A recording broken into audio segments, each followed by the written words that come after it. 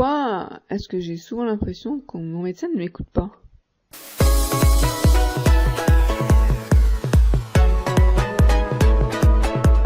Bonne question. Parce qu'en fait, le problème, c'est que ça arrive, enfin moi ça m'est arrivé assez souvent, que d'avoir cette impression que mon médecin ne m'écoute pas. Et en fait, quand c'est pas favori, en fait, il n'écoute pas parce que il pense que lui sait. Première raison, il pense être le seul à savoir. Et finalement, le patient, c'est un patient, c'est-à-dire, il attend que le médecin lui dise ce dont il souffre. Donc on est encore dans les vieilles générations de médecins où c'est la vision paternaliste de la chose, où seul le médecin sait, le patient il attend, comme je vous dis, et donc ce que peut lui dire le patient, il s'en tape, en gros. Après, la deuxième raison possible, c'est que, bien un petit peu en rapport avec celle-ci, c'est que seul lui, il a des compétences pour pouvoir établir un diagnostic. Et il a peur que ce que va lui dire le patient le perturbe un petit peu. Et finalement, il préfère pas s'attarder sur le ressenti du patient, qui est quelque chose de très subjectif finalement. Voilà la deuxième raison.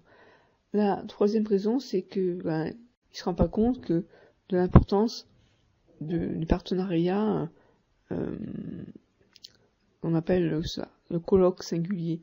C'est-à-dire au moment où vous êtes en consultation avec votre médecin, c'est important que si le médecin ne vous écoute pas, il ne peut pas être totalement,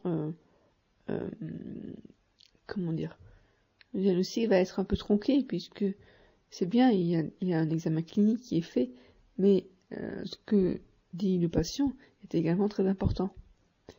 Et finalement, un partenariat gagnant-gagnant, c'est ce qu'il faut. Simplement, je vous dis, il y a encore des médecins qui n'ont pas conscience de l'importance d'être vraiment à l'écoute du patient. Et pourtant, de nos jours, on parle de l'importance justement des qualités humaines du médecin. La relation qui s'établit entre le médecin et son patient est très importante. Et si le patient n'a pas l'impression d'être écouté, eh bien, il va pas avoir confiance dans le diagnostic et dans le traitement qu'on va lui prescrire. Et ça, c'est un réel problème. Alors, si vous avez l'impression de ne pas être écouté par votre médecin, j'ai oublié de parler de la quatrième raison, il n'a pas le temps. Il n'a pas le temps, je veux dire, c'est un être, comment dire, le médecin est une personne qui n'a pas le temps à perdre à écouter le patient. Il faut vite qu'il enchaîne les consultations. Il n'a pas le temps rien que pour vous. Vous imaginez passer 10 minutes à vous écouter. Non. Bon, vous lui dites le problème principal. Et puis après, on y va. On va vous ausculter. On va vous donner un traitement. Et puis basta. Voilà, allez, donnez-moi votre carte vitale. Payez-moi et ça suffit. Bon, j'exagère un peu, mais pour certains patients, pour certaines consultations, c'est un petit peu ça. Donc c'est vrai que les médecins sont pressés par le temps, mais si ils passaient quand même un certain temps à écouter le patient, ça éviterait les erreurs de diagnostic, parce que ça arrive que ce soit un peu la faute du médecin qui n'écoute pas, qui prend pas du temps pour écouter le patient, et ça. Donc conclusion de tout ça, moi je dirais, si vous avez l'impression de ne pas être écouté par votre médecin, c'est qu'il est temps d'en changer.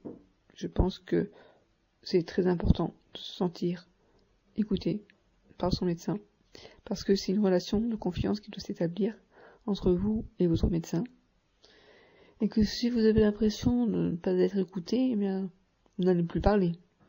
Moi, je me souviens, quand j'avais commencé à avoir des troubles urinaires, j'en ai parlé une fois, puis après, j'en avais un peu honte de dire quand je vais aux toilettes, je fais pipi, puis je ressors des toilettes et j'ai encore à nouveau envie. Elle m'avait donné une SCBU, puis finalement, il n'y avait rien, et on en a plus parlé. Donc, pourquoi j'ai l'impression de ne pas être écoutée par mon médecin? C'est peut-être parce qu'il ne vous accorde pas assez de temps. Et c'est très important. Moi, je pense qu'il ne faut pas rester avec un médecin pour lequel vous ne vous sentez pas écouté. Voilà. Alors, ça ne veut pas dire qu'il faut passer de médecin en médecin, hein. Mais ça veut dire qu'il faut trouver le bon médecin, le médecin qui vous convient à vous. Et pour moi, les qualités humaines d'un médecin sont très importantes. Et l'écoute, ça en fait partie. Je pense qu'un médecin ne peut pas établir un bon diagnostic s'il n'est pas à l'écoute de son patient. Voilà.